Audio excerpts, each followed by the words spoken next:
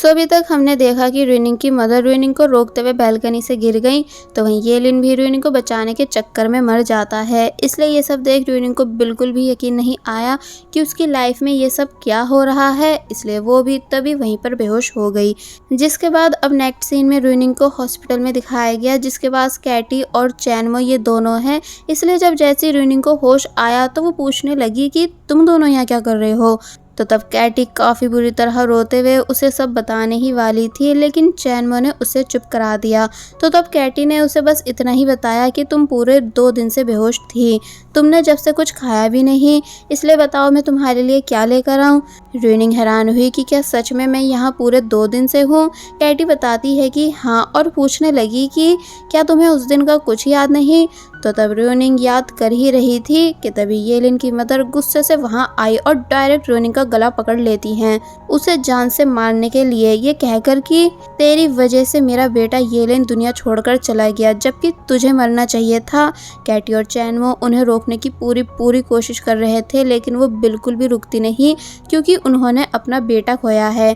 इसलिए बस ये बोलती जाती हैं कि मुझे मेरा बेटा येलिन कैसे भी करके वापस ला कर दे। कि तभी ये म्याओ भी आ गया, जिसने जैसे तैसे अपनी मॉम को रोका, बट वो आउट ऑफ कंट्रोल हुई हुई थी, यानी बिल्कुल भी शांत नहीं हो रही थी। तो तब बेचारा ये म्याओ भी रोने लगा, अपनी मदर को समझाते हुए कि मॉम सब ठीक हो जाएगा, आप ज़्यादा परेशान मत हो, क्योंकि मैं हूँ ना हमेशा आपके पास, आपका छोटा बेटा ये म्याओ। तो तब जाकर वो थोड़ी शांत हुई, लेकिन अब भी उनके आंसू रुक नहीं रहे थे। इसलिए ये म्याओ को देखते हुए मेरा बेटा पुकारने लगी। तो वहीं रूनिंग को फाइनली सांस आई, क्योंकि मिस रिन ने उसके गले को बहुत ज़ोरों से भींचा था। ये म्याओ अपनी मॉम को बहुत समझा कर ले जाने लगा कि सब ठीक हो जाएगा मॉम, आप चिंता मत करो। कि तभी रूनिंग ने ये म्याओ का नाम पुकारा उससे माफ़ी मांगने के लिए।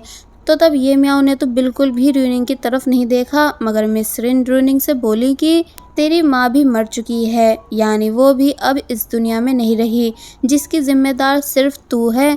तो तब रूनिंग बहुत बुरी तरह रोई, उसकी सांस तक गले में अटकने लगी। इसलिए कैटी ने मिस रिन से चुप होने को कहा भी, मगर वो बिल्कुल भी चुप नहीं होती हैं, बल्कि आगे कहने लगी कि तू अपनी माँ की कातिल है, क्योंकि वो ठीक तेरी नज़रों के सामने तुझे रोकते हुए मरी है। इसलिए अब तुझे अपनी पूरी ज़िंदगी इस गिल्ट के साथ जीना है, और फिर ऐसे ही जीते जीते तू भी एक दिन मर जाएगी। ये म्याओ अपनी मॉम को चुप कराकर वहाँ से ले गया, जबकि अब रूनिंग की कंडीशन और ज़्यादा ख़राब हो चुकी है। अपनी मदर की डेथ का सुनकर के तभी डॉक्टर आए और बताने लगे कि मिस रूनिंग आपको अपने फादर से मिल लेना चाहिए। कैटी बोली लेकिन क्यों? तो तब वो कहते हैं कि आप बस इन्हें ले आइए। तो तब कैटी रूनिंग को अपने साथ लेकर जाने लगी, जहां ऑलरेडी रूम के बाहर बहुत सारे लोग थे। और फिर जब जैसी डॉक्टर ने पूछा कि इनका फैमिली मेम्बर कौन है, कैटी बताती है कि रूनिंग। तो तब डॉक्टर ने कहा कि आप तैयार हो जाइए लास्ट टाइम अपने फादर से मिलने के लिए, क्योंकि आपके फादर आखिरी सांसें ले रहे हैं। तो तब बेचारी रूनिंग और भी ज़्यादा शॉक रह गई। कैटी ने रोते हुए बोला कि आप रूनिंग से ऐसा कैसे कह सकते हो, क्या आप प्लीज़ उन्हें बचा नहीं सकते। और फिर अपनी दोस्त को पकड़कर काफ़ी बुरी तरह रोने लग जाती है, मगर फिर जैसे तैसे रूनिंग को अंदर भेजा गया, जहां रूनिंग के फादर को बिल्कुल भी होश नहीं था, यानी वो आखिरी बार ना अपनी बेटी को देख कर गए और ना ही उससे कुछ कहकर, बल्कि तभी उनकी सांसें रुक गई, यानी अब रूनिंग के फादर भी दुनिया से जा चुके हैं। इसलिए रूनिंग बहुत ही ज़्यादा बुरी तरह रोती है, ये कहकर कि पहले मॉम, फिर येलिन और अब आप, यानी आप तीनों ऐसे कैसे मुझे छोड़कर जा सकते हो, जबकि आपने और मॉम ने तो मुझसे प्रॉमिस किया था ना कि मेरा बर्थडे साथ में सेलिब्रेट करोगे। क्या मैं आपकी अच्छी बेटी नहीं हूँ, जो आप दोनों मुझे इतनी बड़ी सज़ा दे रहे हो। कि तभी डॉक्टर आए और नर्स से रूनिंग को बाहर ले जाने का कहने लगे। तो तब रूनिंग बाहर आ गई और सदमे में कैटी से चली चली बातें करने लगी कि मेरा नाम रूनिंग है, जिसका मतलब हमेशा सबके साथ रहना और सुंदर दिखना है। मुझे मेरा ये नाम मेरी मॉम ने दिया था, तुम बताओ ये अच्छा है ना। कैटी रूनिंग को बहुत संभालने की कोशिश कर रही है, बट रूनिंग बिल्कुल भी अभी होश में नहीं थी। और फिर तभी वहाँ से जाने लगी, ये कहते हुए कि काश ये सब एक सपना हो, बट ऐसा नहीं था। और फिर तभी ये सीन यहीं कट हुआ, जिसके बाद अब स्टोरी को पूरे 3 साल बाद उसी सीन से दिखाया गया, जो कि हम ड्रामे की स्टार्टिंग में देख चुके हैं, जहाँ ये म्याओ गुस्से से रूनिंग को देख रहा है। क्योंकि वो र्यूनिंग को कार से मारने वाला था लेकिन मार नहीं पाया। और फिर अब बाहर आकर र्यूनिंग से हाय हेलो करने लगा कि हम बहुत सालों के बाद मिल रहे हैं, कैसी हो तुम? तो तब वो बोली ठीक हूँ। कि तभी ये मियाओ की घर की मेड आई जो कि र्यूनिंग को अपने साथ घर के अंदर ले गई, जिसके बाद दिखाया गया कि र्यूनिंग को मेड सभी बातों के बारे में बता रही है कि कौन सी पेंटिंग कहाँ है। लेकिन जब जैसी वो वहाँ से गई और र्यूनिंग ने ये मियाओ की तरफ देखा जो कि कुछ रीड कर रहा है, बट ये मियाओ बिल्कुल भी र्यूनिंग से बोला नहीं। तो तब र्यूनिंग उसे गुड नाइट कहकर वहाँ से जाने लग जाती है। कि तभी ये मियाओ ने गुस्से से र्यूनिंग के हाथ को पकड़ा, जिस वजह से उसके बाल खुल गए। और फिर पूछने लगा कि क्या तुम्हारी डिक्शनरी में गिल्ट नाम का कोई शब्द नहीं जो तुम बेशर्मों की तरह यहाँ आ गई हो? तो तब र्यूनिंग ने बताया कि मुझे तुम्हारी फैमिली ने हायर किया है, यानी तुम्ही ने प्रोफेसर जिन से अपने घर की ओल्ड पेंटिंग्स को रिस्टोरेशन कराने की बात की। एंड अब क्योंकि मैं उनकी असिस्टेंट हूँ इसलिए उन्होंने मुझे यहाँ भेज दिया।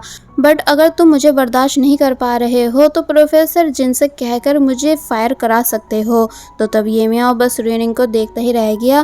कि तभी मैड भी वहाँ आई जो कि ये नज़ारा देख शौक थी, इसलिए र्यूनिंग उसके साथ अपना रूम देखने जाने लगी। मगर तभी ये मियाओ कहता है कि मेरे बड़े भाई येलिन का रूम भी ठीक तुम्हारे रूम के बराबर में है। तो तब येलिन का नाम सुन र्यूनिंग की थोड़ी तबीयत बिगड़ने लगी, लेकिन वो तब भी वहाँ से चली गई। जिसके जाते ही ये मियाओ ने पेंसिल उठाई जो कि र्यूनिंग के बालों से गिरी है। एक्चुअली र्यूनिंग येलिन की याद में अपने बालों में पेंसिल लगाती है, क्योंकि एक बार ही येलिन ने ठीक र्यूनिंग के बालों को इस तरह से बांधा था। सो फाइनली मैड ने र्यूनिंग को उसका रूम दिखाया, क्योंकि र्यूनिंग कम से कम 1 मंथ यहाँ रुकने आई है। और जब मैड वहाँ से गई तो तब र्यूनिंग अपने बैग से मेडिसिन्स निकालने लगी। एक्चुअली ये डिप्रेशन की मेडिसिन्स हैं जिन्हें र्यूनिंग को टाइम से लेना होता है। कि तभी उसके बैग में हमें वो पोर्ट्रेट भी दिखाई गई जो कि येलिन ने र्यूनिंग के लिए बनाई थी, इसलिए उसको उसने अपने रूम में रख लिया। और फिर अब हमें शैन को दिखाया गया जो कि पता नहीं कैसे बहुत ही ज़्यादा रिच बन चुकी है। और फिर जब ड्रिंक पीते हुए कॉल पर किसी से बात कर ही रही थी, जिस पर्सन ने जब जैसे बताया कि प्रोफेसर जिन ने मिस र्यूनिंग को ये मियाओ के मेंशन भेजा है, तो तब वो बहुत ही ज़्यादा गुस्सा करने लगी। यानी आज भी शैन र्यूनिंग से हद से ज़्यादा नफरत करती है और नहीं चाहती कि र्यूनिंग ये मियाओ के क्लोज जाए, इसलिए उसने तभी गुस्से से ग्लास तोड़ दिया। अब नेक्स्ट डे र्यूनिंग नीचे आई अपना काम स्टार्ट करने, जहां आज उसने ब्रश को बालों में लगा रखा है जो कि कहीं जा रही थी। बट मेड उसे ब्रेकफास्ट के लिए रोकने लगी, लेकिन र्यूनिंग रुकती नहीं बल्कि तभी वहां से चली गई। बट अब क्योंकि ये मियाओ के मन में अब भी बहुत सवाल हैं, इसलिए तभी वो बाहर आया और ज़बरदस्ती र्यूनिंग को कार में बिठाने लगा, जहां उसने उस ब्रश को भी र्यूनिंग के बालों से निकाल कर बाहर फेंक दिया। जिसके बाद ये दोनों कहीं जाने लगे, लेकिन रास्ते में बिल्कुल भी बात नहीं करते।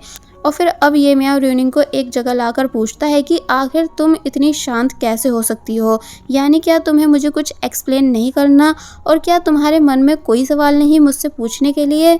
जिस पर र्यूनिंग ने कहा कि मैं आपके घर सिर्फ अपना काम करने आई हूँ, ना कि पर्सनल फीलिंग्स शेयर करने। अगर तुम्हें यह जानना है कि इतना सब होने के बाद मुझे बिल्कुल भी रिग्रेट नहीं, तो ऐसा नहीं है। यानी मैं ऑलरेडी एज ए पनिशमेंट बहुत कुछ फेस कर चुकी हूँ, इसलिए मिस्टर ये मियाओ आप प्लीज़ मुझे मेरा काम करने दो। और फिर तभी कार लेकर वहाँ से चली गई, लेकिन रास्ते में बहुत ही ज़्यादा बुरी तरह रोई, क्योंकि र्यूनिंग ऊपर से कितना भी स्ट्रॉन्ग बनकर क्यों ना दिखा ले, बट आज भी वो अंदर से टूटी हुई है। अब नेक्स्ट सीन में हमें दिखाया गया कि र्यूनिंग ने पेंसिल को वापस से अपने बालों में लगाया और फिर एक वॉइस रिकॉर्डिंग डिवाइस ऑन करके अपना काम करने लगी।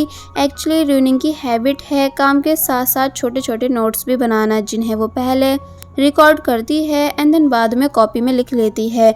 अब बाद में वो ये मियाओ के पास आई ये बताने कि मैं सबसे पहले आपकी फैमिली की एक मेंबर जिनकी डेथ हो चुकी है, नाम है मिस यान, उनकी बुक को रिस्टोर कर रही हूँ, इसलिए क्या आप मुझे प्लीज़ मिस यान के बारे में थोड़ी डिटेल्स दे सकते हो? तो तब ये मियाओ कहता है कि बिल्कुल, और फिर बताने लगा कि मिस यान मेरी परदादी थी जिनकी डेथ एक एक्सीडेंट में हुई, इसलिए तब से उनका कोई जिक्र इस घर में नहीं करता, क्योंकि हमारी फैमिली पर एक बहुत ही पुराना कर्ज है। र्यूनिंग पूछने लगी कैसा कर्ज? तो तब वो बताता है कि जब भी कोई औरत हमारी फैमिली के किसी भी मैन को लव करती है तो तब उस औरत की या तो डेथ हो जाती है या फिर उसकी ज़िंदगी बर्बाद हो जाती है। इसका मतलब पनौती ये मियाओ की फैमिली के मेंस हैं और हम जब से रुइनिंग को अनलकी समझ रहे थे, यानी तभी तो ये मियाओ की मदर शादी के बाद परेशान रहती थी। रुइनिंग की मदर की डेथ हो गई और अब रुइनिंग की भी ज़िंदगी ख़राब है।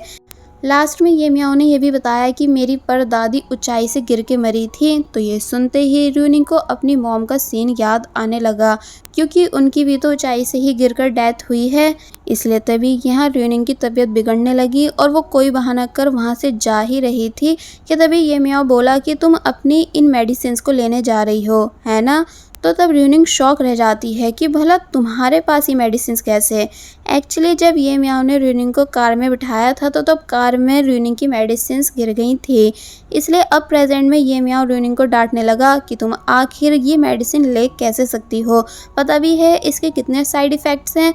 और मुझे इसलिए इस मेडिसिन के बारे में पता है क्योंकि पूरे 3 साल मेरी मॉम ने भी इस मेडिसिन को खाया था अपना डिप्रेशन कम करने के लिए, लेकिन अब वो इस मेडिसिन के बगैर जी तक नहीं सकती।